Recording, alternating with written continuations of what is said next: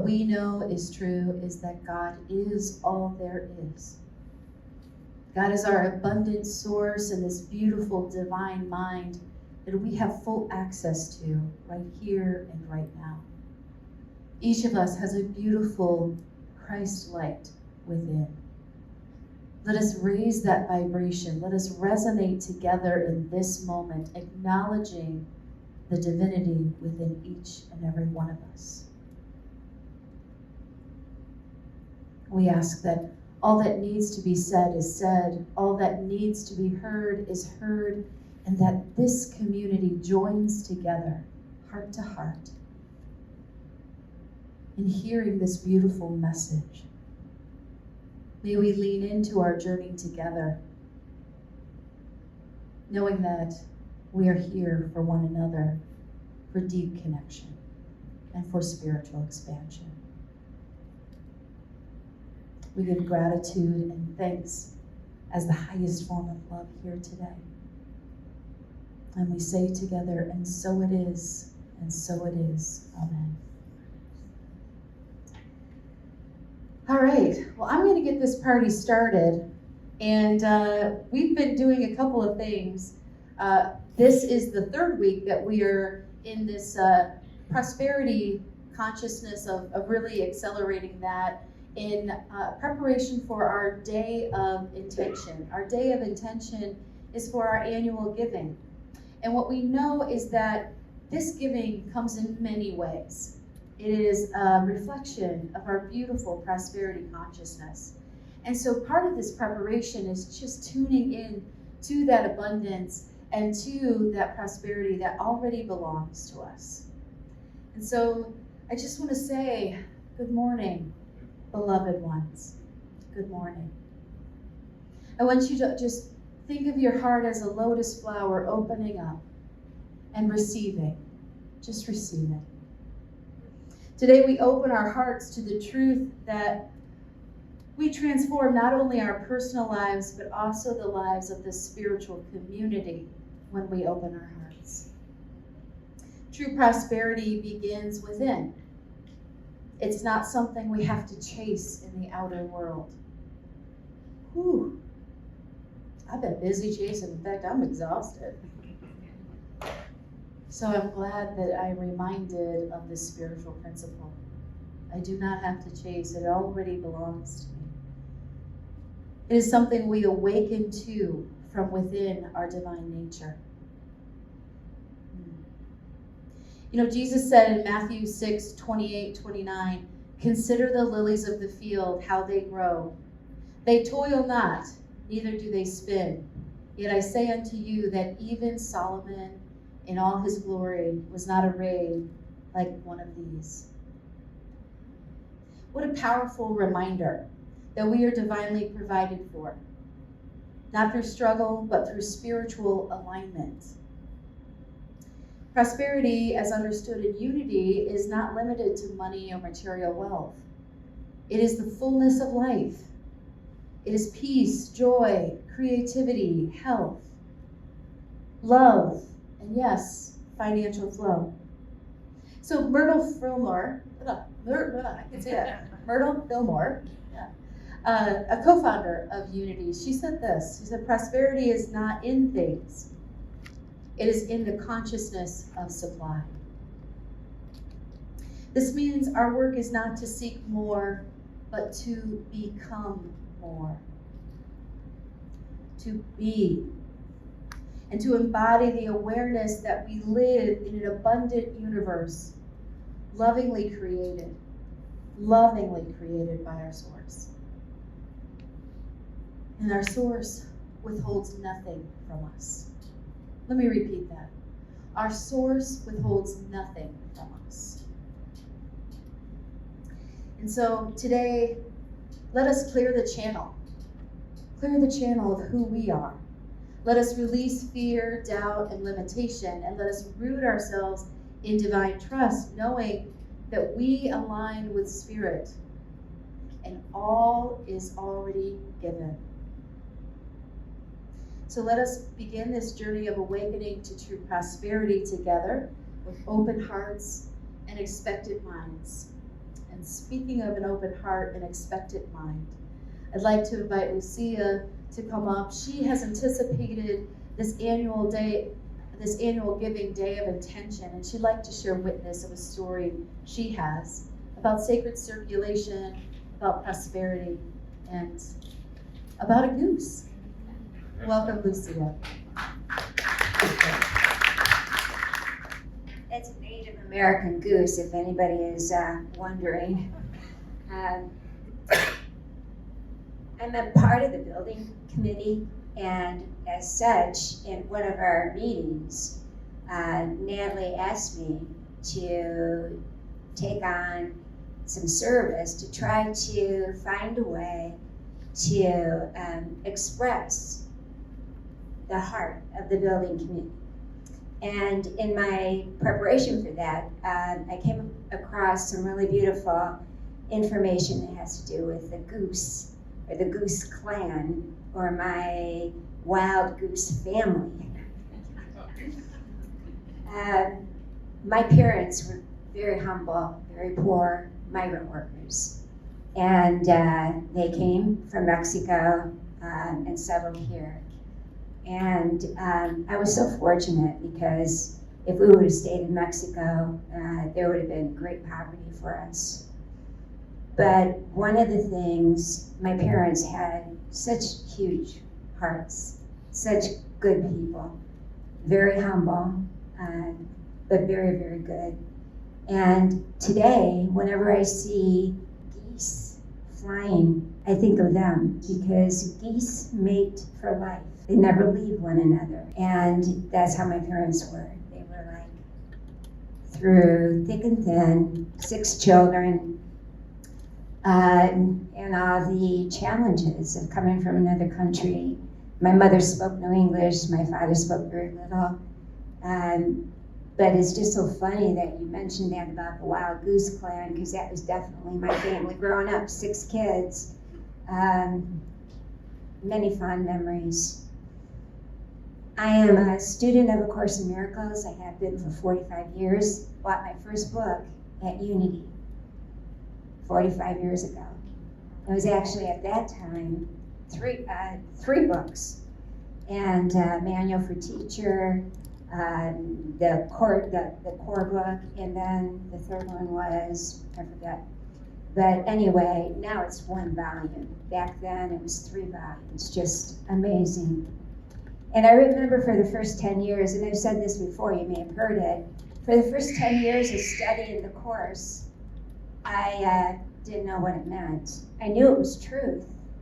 I knew it was holy, but I didn't comprehend the words. It took many years to start to comprehend. And it's been through teachers, through Unity, that helped me. It's a very complex, very dense course. I remember years ago, one of the central concepts of A Course in Miracles is the holy relationship. And I thought, man, I want one of those, because it sounded like, oh, it's holy. It's going to be, it's going to give me all this stuff. And so I was walking through the woods, and I said, okay, God, I'm ready. I want a holy relationship. And honestly, I felt like I was hit with a thunderbolt. But the thing that came to me at that point was, yeah, you're going to get a holy relationship, Mark. But also, you have to go through purification first. Purification, what the hell is that? Well, gotta tell you, it's been a brutal, and it's been wonderful. And that's what, at this time, Easter is coming, and we need to remember, I need to remember every day that yes, crucifixion of ourselves is part of the process, but so is resurrection.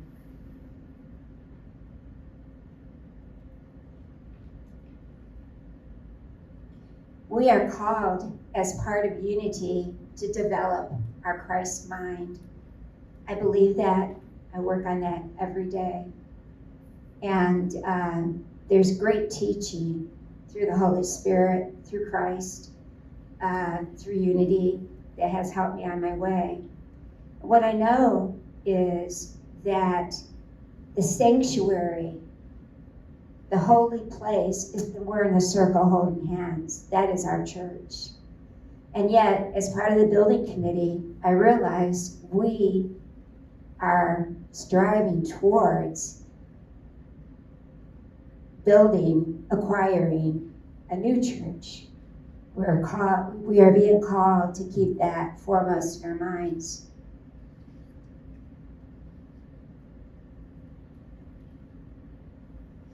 And another part of the course that is so wonderful is a concept called the atonement. The atonement means right thinking. Until we change our thoughts, we cannot rise. We cannot, and we will be crucified. That's what I've learned from the course, that can't say it. Anyway, y'all know what that is. But it's part of our lives and our experience because it's ruled by the ego. But the ego has no power when we choose love. The Course tells us that there's only two choices, love or fear. Fear is something I learned very well as a young child and through my adolescence. And I know we all have. Fear is part of our ego consciousness telling us. It's especially relevant right now with everything happening in our world and community.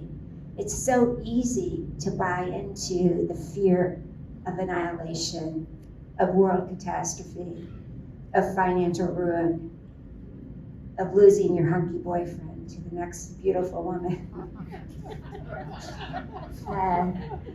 Fear is definitely a part of our lives, but the atonement is changing our thoughts so they align with love, which is another name for God, for Jesus, for the way out.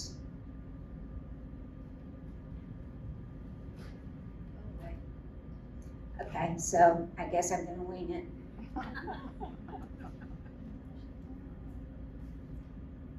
One of the things that I've been thinking about a lot is this whole concept of resurrection. I believe that as a spiritual community, we are being called right now to resurrect. And part of that is to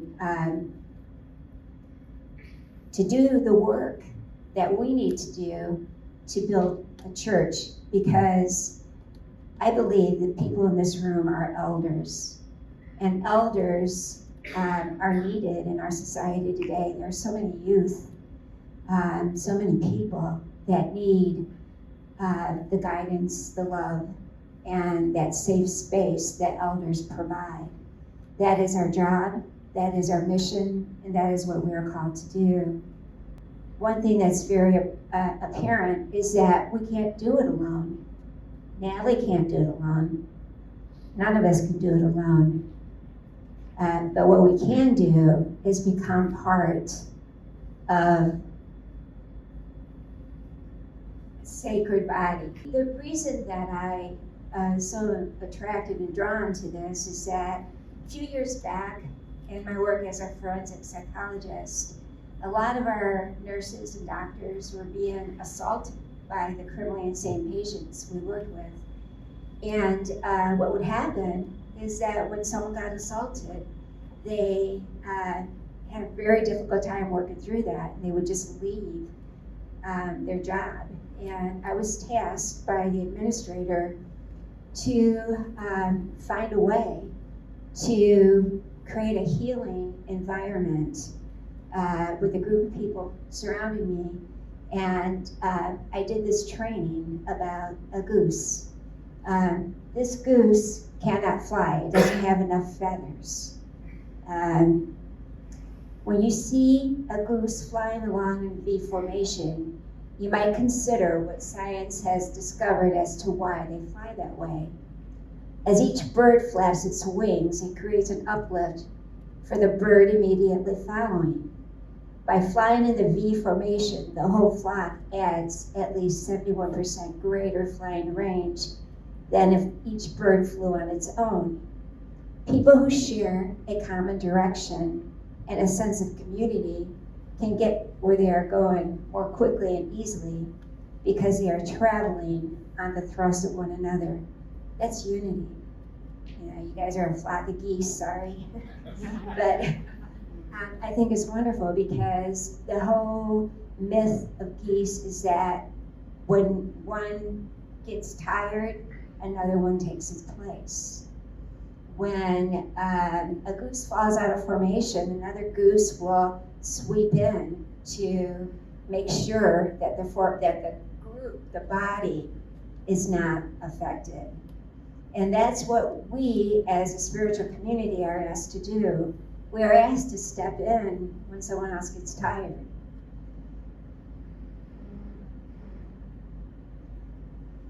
So our leader, Natalie, when you get tired, one of us have to step up and be there to support you. And we do that very well in this community. But when the head goose gets tired, it rotates back in the wing and another goose files point. It is sensible to take turns doing demanding jobs, whether with people or with geese flying south. Geese honk from behind to encourage those up front to keep their speed. Today, I'm going to ask, as a member of the building committee, one of the things we have to do is we have to apply for a loan. As many of you know, that when you apply for a loan, they check your financial records. They check, how you're doing when you buy a house, for example. Well, we need to be prepared for that. And one of the things I'm asking you to consider, and we are asking you to consider, is to sign up for consecutive giving. The reason for that is it's preparing us for the day when we are ready, and it's going to come soon, folks, to find a building community, find a building in the community as our new home, as our sacred space. What messages do we give when we honk from behind? And this is important. When a goose gets sick or is wounded by gunshot and falls out of formation, 2 other geese fall out with that goose and follow it down to lend help and protection. Love that. They stay with the fallen goose until it is able to fly or until it dies. And only then do they launch out on their own or with another formation to catch up with their group. Today, I'm asking those who feel like they can commit to consecutive giving, not asking you to give more than you do. I'm asking you to make it formalized. And what that means is, what I do is I have it come out of my checking account on a regular basis. Because when it comes time for us to apply for that building loan, and the more people that we can show as a community are arm in arm, feather in feather, the more positive it is for us as we proceed or pursue things like credit, good interest rates, and that type of thing. So if you feel that you would like to commit to becoming a consecutive giver and sign up for that. Something that Mark and I do, this is just my feather. The goose can't fly without feathers.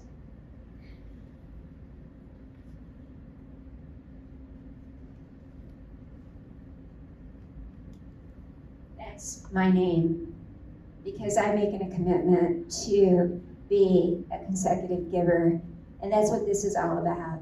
This silly little story about a goose, which I love because I believe it's symbolic of what we do here at Unity.